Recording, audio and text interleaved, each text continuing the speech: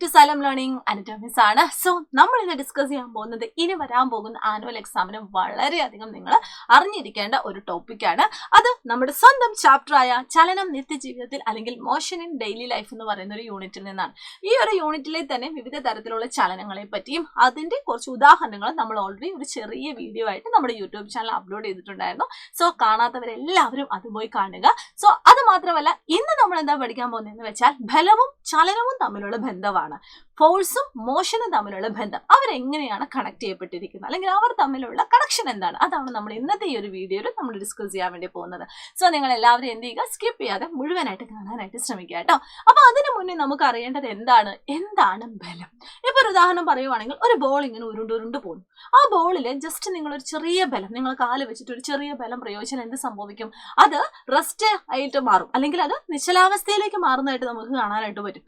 അതേപോലെ തന്നെ അനങ്ങാതിരിക്കുന്ന ഒരു ബോൾ, ആ ബോളിൽ പോയിട്ട് നിങ്ങൾ ചെറുതായിട്ടൊന്ന് തട്ടിയാൽ എന്ത് സംഭവിക്കും? യെസ്, അത് ചലനാവസ്ഥയിലേക്ക് മാറുന്നതായിട്ട് നമുക്ക് കാണാനായിട്ട് പറ്റും. അതേപോലെ തന്നെ നിങ്ങൾ സ്മൈലി ബോളിൽ നമുക്കിങ്ങനെ സ്ട്രെസ് ഒക്കെ വരുമ്പോൾ നമ്മളിങ്ങനെ പിടിച്ച് കളിക്കുന്ന ഒരു ബോൾ, സ്മൈലി ബോൾ. ആ സ്മൈലി ബോളിലാണ് നിങ്ങൾ ഇതേപോലെ ഫോഴ്സ് കൊടുക്കുകയാണെങ്കിൽ അതിന്റെ ആകൃതിക്ക് അല്ലെങ്കിൽ അതിന്റെ ഷേപ്പിലൊക്കെ വ്യത്യാസം വരുന്നതായിട്ട് നിങ്ങൾക്ക് കാണാനായിട്ട് പറ്റും. ഇനി അതേപോലെ തന്നെ നമ്മൾ ബലം കൊടുക്കുന്ന സമയത്ത് അതിന്റെ ആ ഒരു വോളിയം അല്ലെങ്കിൽ വ്യാപ്തത്തിനോ അല്ലെങ്കിൽ നമുക്കറിയാം അതിന്റെ ആ ഒരു വലുപ്പത്തിനോ ഒക്കെ മാറ്റം കാണുന്ന പല സന്ദർഭങ്ങളും നമ്മുടെ ചുറ്റുപാടും ഉണ്ടാവും. സോ അതുകൊണ്ട് തന്നെ നമുക്ക് ഫോഴ്സ് എന്താണ് എന്ന് നമുക്കൊരു ഡെഫിനിഷൻ നമുക്ക് ഈ കൊടുത്തിരിക്കുന്ന ഉദാഹരണങ്ങളിൽ നിന്ന് പഠിക്കാനായിട്ട് ശ്രമിക്കാം. അപ്പൊ അതിന്റെ ഡെഫിനിഷൻ എക്സാക്ട് എന്താണെന്ന് നിങ്ങളുടെ ടെക്സ്റ്റ് ബുക്കിൽ കൊടുത്തിട്ടില്ല, ജസ്റ്റ് നമ്മൾ എന്ത് ചെയ്യും ഒന്ന് അറിഞ്ഞു വെക്കുക കേട്ടോ. ഫോഴ്സ് അല്ലെങ്കിൽ ബലം. Force is that which change or tend to change the shape, size, volume, state of rest, state of motion of a body. അതായത് ഒരു വസ്തുവിന്റെ ആകൃതിക്കോ വലുപ്പത്തിനോ വ്യാപ്തത്തിനോ നിശ്ചലാവസ്ഥയ്ക്കോ ചലനാവസ്ഥയ്ക്കോ മാറ്റം വരുത്തുകയോ അതിനുള്ള പ്രവണത ഉളവാക്കുകയോ ചെയ്യുന്നത് എന്താണോ അതാണ് നമ്മൾ ബലം എന്ന് പറയുന്നത്. അപ്പൊ ബലത്തെ പറ്റിയൊക്കെ നിങ്ങൾക്ക് കുറേ കാര്യങ്ങൾ ഇനി അപ്കമിങ് ക്ലാസ്സുകളിൽ നിങ്ങൾക്ക് പഠിക്കാനുണ്ട്. അപ്പൊ അതിന്റെ ബേസിക് ആയിട്ടുള്ള കാര്യങ്ങൾ മാത്രമാണ് നമുക്ക് ഈ ഒരു യൂണിറ്റിൽ നമുക്ക് ഡിസ്കസ് ചെയ്യാനുള്ളത്. ഇനി നമ്മൾ ബലം എന്താണ് എന്ന് അറിഞ്ഞ സ്ഥിതിക്ക് ഇനി നമ്മൾ എന്താ നോക്കാൻ പോകുന്നത്, ഈ ബലവും മോഷൻ അല്ലെങ്കിൽ ചലനവും തമ്മിലുള്ള കണക്ഷൻ എന്താണെന്ന് അറിയണം. അപ്പൊ അതിന് നിങ്ങൾക്ക് ഈ കൊടുത്തിരിക്കുന്ന ഉദാഹരണങ്ങളിലൂടെ നിങ്ങൾക്ക് വ്യക്തമാക്കാനായിട്ട് പറ്റും. ആദ്യം തന്നെ നിങ്ങൾക്ക് ഇവിടെ എന്താ കാണാനായിട്ട് പറ്റുന്നത്, ഒരു കുട്ടി ഏതാണ്ട് ബലൂൺ ഇങ്ങനെ തട്ടിത്തെറിപ്പിക്കുവാണ്. ഇങ്ങനെ ബലൂൺ ഇങ്ങനെ തട്ടിത്തെറിപ്പിക്കുക എന്ന് പറഞ്ഞാൽ റെസ്റ്റിലിരിക്കുന്ന ബലൂണിനെ ആ കുട്ടി എന്താക്കി മാറ്റി, സ്റ്റേറ്റ് ഓഫ് മോഷനിലേക്ക് കൺവേർട്ട് ചെയ്തു അല്ലെ, അതായത് ചലനാവസ്ഥയിലേക്ക് ചേഞ്ച് ചെയ്തു. അതുകൊണ്ട് തന്നെ നമുക്ക് പറയാൻ പറ്റും ബലം പ്രയോഗിച്ചാൽ നിശ്ചലാവസ്ഥയിലുള്ള ഒരു വസ്തുവിനെ നമുക്ക് ചലിപ്പിക്കാൻ സാധിക്കും. ഇനി അതേ ഒരു ഉദാഹരണം തന്നെ നിങ്ങൾക്ക് ഇവിടെയും കാണാനായിട്ട് പറ്റും. ഇനി ഇത് നേരെ റിവേഴ്സിൽ ഒന്ന് ആലോചിച്ചാലോ, ഞാൻ നേരത്തെ പറഞ്ഞതുപോലെ തന്നെ ഉരുണ്ട് വരുന്ന ഒരു പന്ത്, ആ പന്തിനെ നമ്മൾ കാല് വെച്ചൊന്ന് തടഞ്ഞു നിർത്തി, അതായത് അവിടെ നമ്മൾ ബലം പ്രയോഗിക്കുന്നുണ്ട്. ആ ഒരു അവസരത്തിൽ എങ്ങനെയാണ് നമ്മുടെ ബലം ഇവിടെ ബാധിക്കുന്നത്? എങ്ങനെയാണ്? യെസ്, അവിടെ മോഷനിലുള്ള ഒരു വസ്തുവിനെ അല്ലെങ്കിൽ ചലിച്ചുകൊണ്ടിരിക്കുന്ന ഒരു വസ്തുവിനെ റെസ്റ്റിലാക്കി മാറ്റാനായിട്ട് നമുക്ക് ബലം കൊടുക്കുന്നതിലൂടെ സാധിക്കുന്നുണ്ട്. ഇനി അതുപോലെ തന്നെ നിങ്ങൾക്ക് ഇവിടെ നോക്കിക്കേ, ഈ ഒരു ചിത്രം നോക്കിക്കേ. ഈ ഒരു ചിത്രത്തിൽ എന്ത് ചെയ്യുവാണ്? യെസ്, ഇങ്ങനെ പാഞ്ഞു വരുന്ന ബോളിനെ ജസ്റ്റ് കൈ വെച്ചിട്ട് ഇങ്ങനെ തടസ്സപ്പെടുത്തുവാണ്. അങ്ങനെ കൈ വെച്ച് തടസ്സപ്പെടുത്തുമ്പോൾ എന്താ സംഭവിക്കുന്നത്? അതെന്ത് ചെയ്യുവാണ്? അതിന്റെ ഡയറക്ഷൻ മാറിപ്പോവാണ് അല്ലെ. ഇപ്പൊ നേരെ മുന്നോട്ടേക്ക് വരുന്ന കൈ വെച്ച് തടസ്സപ്പെടുത്തുമ്പോൾ അത് വേറെ ആ ദിശയിലേക്ക് അല്ലെങ്കിൽ വേറെ ഡയറക്ഷനിലേക്ക് പോവാണ്. സോ നമുക്ക് പറയാൻ വേണ്ടി പറ്റും നമ്മളിങ്ങനെ ബലം കൊടുക്കുമ്പോൾ അതിന് ഡയറക്ഷൻ അല്ലെങ്കിൽ ദിശ ചേഞ്ച് ചെയ്യാനായിട്ട് നമ്മളെ സഹായിക്കുന്നുണ്ട്.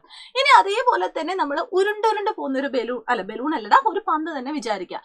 ആ പന്തിന്റെ അടുത്തോട്ട് നിങ്ങൾ നല്ല രീതിയിൽ ഫോഴ്സ് കൊടുക്കുന്നു, അതായത് നിങ്ങൾ ആ കാല് വെച്ച് തടസ്സപ്പെടുത്തുകയല്ല ചെയ്യുന്നത്, അതിന്റെ ആ ഇങ്ങനെ ഉരുണ്ട് പോകുന്ന പന്തിന്റെ മേലേക്ക് നല്ല ഫോഴ്സ് കൊടുക്കും. അപ്പൊ എന്ത് സംഭവിക്കും? ആ പന്ത് കുറച്ചും കൂടി സ്പീഡിൽ മൂവ് ചെയ്യുന്നതായിട്ട് നിങ്ങൾക്ക് കാണാനായിട്ട് പറ്റും.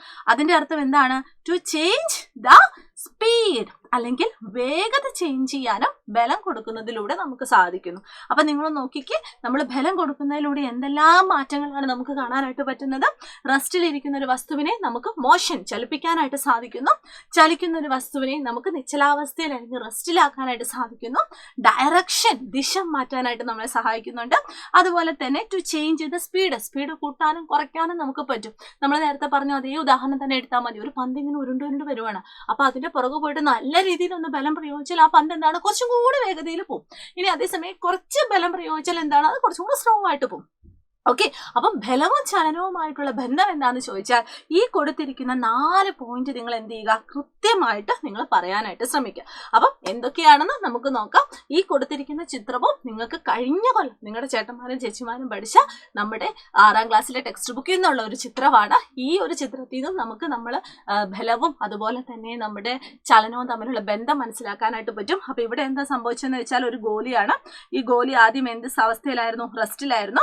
ഒരു ചെറിയ തട്ട് തട്ടുമ്പോൾ എന്ത് സംഭവിക്കും, അത് ചലിക്കും. ഓക്കെ, അപ്പൊ റെസ്റ്റിൽ നിന്നും മോഷനിലേക്ക് മാറും. ഇനി അതേപോലെ തന്നെ ഇതായിട്ട് ഗോലി ഇങ്ങനെ മൂവ് ചെയ്യുവാണ്. അപ്പൊ ഈ ചേട്ടൻ എന്ത് ചെയ്തു, യെസ്, കൈവച്ചൊന്ന് തടസ്സപ്പെടുത്തി. അതായത് മോഷനിലുള്ള ആ ഒരു ഗോലി എന്ത് ചെയ്തു, യെസ്, റെസ്റ്റിലേക്ക് മാറ്റുവാണ് ചെയ്തത്. ഇനി അതേപോലെ തന്നെ ഇങ്ങനെ ഉരുണ്ടുരുണ്ട് വരുന്ന ആ ഒരു ഗോലിന്റെ അടുത്തോട്ട് നമ്മൾ എന്ത് ചെയ്തു, ഒരു സ്കെയിൽ വെച്ചു. ഓക്കെ, സ്കെയിൽ വെച്ചപ്പോൾ അതിന്റെ ദിശ മാറിപ്പോകുന്നതായിട്ട് നമുക്ക് കാണാനായിട്ട് പറ്റി. Change the direction. Okay, yes. ഇനി ഇവിടെ നിങ്ങൾക്ക് എന്താ കാണാൻ പറ്റുന്നത്, ആ ഇങ്ങനെ ഉരുണ്ടുരുണ്ട് പോകുന്ന ഗോലിയുടെ നേരെ പോയിട്ട് ജസ്റ്റ് ഒന്നും കൂടി ഒരു ശക്തിയിൽ ഒരു തട്ട് കൊടുത്തു. അപ്പൊ എന്ത് ചെയ്തു, അതിന്റെ വേഗത ഇൻക്രീസ് ചെയ്തായിട്ട് കാണാനായിട്ട് പറ്റി. അപ്പം ചേഞ്ച് ദ സ്പീഡ്. അപ്പൊ ഈ 4 പോയിന്റ് നിങ്ങൾ എന്ത് ചെയ്യുക, കൃത്യമായിട്ട് ഓർത്തു വെക്കുക. അപ്പൊ നമുക്കൊന്ന് നോക്കാം. Force and motion. Force should be applied to move an object at rest and to bring a moving object to rest. Force need to be applied to change the speed and direction of a moving object. നിശ്ചലാവസ്ഥയിലുള്ള വസ്തുവിനെ ചലിപ്പിക്കാനും ചലിക്കുന്ന വസ്തുവിനെ നിശ്ചലമാക്കാനും ബലം പ്രയോഗിക്കാം. ചലിക്കുന്ന വസ്തുവിന്റെ ചലന വേഗതയിൽ മാറ്റം വരുത്താനും ദിശ മാറ്റാനും നമുക്ക് ബലം പ്രയോഗിക്കണം. അപ്പം വളരെ പ്രധാനപ്പെട്ട ഒരു കോൺസെപ്റ്റ് ആണ്. നിങ്ങൾക്ക് എല്ലാവർക്കും ക്ലിയർ ആയെന്ന് വിശ്വസിക്കുന്നു. ഇനി അതിന്റെ കൂടെ തന്നെ ആനുവൽ എക്സാമിന് നമുക്ക് ഇനി വേണ്ടത് എന്താണ്, ഈ ചാപ്റ്റർ മാത്രം പഠിച്ചാൽ മതിയോ, പോരാ അല്ലേ, നമുക്ക് ഫസ്റ്റ് യൂണിറ്റ് മുതലേ നമുക്ക് പഠിക്കണം. സോ അതിനു വേണ്ടിയാണ് നമ്മുടെ സ്വന്തം വജ്ര എൻഗെയിം ബാച്ച് ഇവിടെ ഉള്ളത്. ഇനിയും അഡ്മിഷൻ എടുക്കാനുള്ള അവസരം നിങ്ങൾക്കുണ്ട്. സോ അഡ്മിഷൻ എടുക്കണമെങ്കിൽ ഈ കാണുന്ന QR കോഡ് നിങ്ങൾക്ക് സ്കാൻ ചെയ്യാം. അല്ലെങ്കിൽ എന്ത് ചെയ്താൽ മതി, ഇവിടെ നിങ്ങൾക്കൊരു കോൺടാക്ട് നമ്പർ ഉണ്ട്. കോൺടാക്ട് നമ്പറിൽ വിളിച്ചിട്ട് നിങ്ങൾ എൻക്വയറി ചെയ്തിട്ട് അഡ്മിഷൻ എടുത്താലും മതി. സോ ഈ ഒരു അവസരം നിങ്ങൾ മാക്സിമം യൂട്ടിലൈസ് ചെയ്യുക. ഇനി കുറച്ച് ദിവസം കൂടിയുള്ളൂ, ആ ദിവസം കൊണ്ട് നമുക്ക് നല്ല രീതിയിൽ പഠിക്കാം. അപ്പൊ ഇതുപോലുള്ള ഇൻട്രസ്റ്റിംഗ് ടോപ്പിക് ഒക്കെ ആയിട്ട് നമുക്ക് ഇനി അടുത്ത ദിവസം വീണ്ടും കാണാം. അപ്പൊ എല്ലാ മക്കൾക്കും all the very best. Thank you so much. By.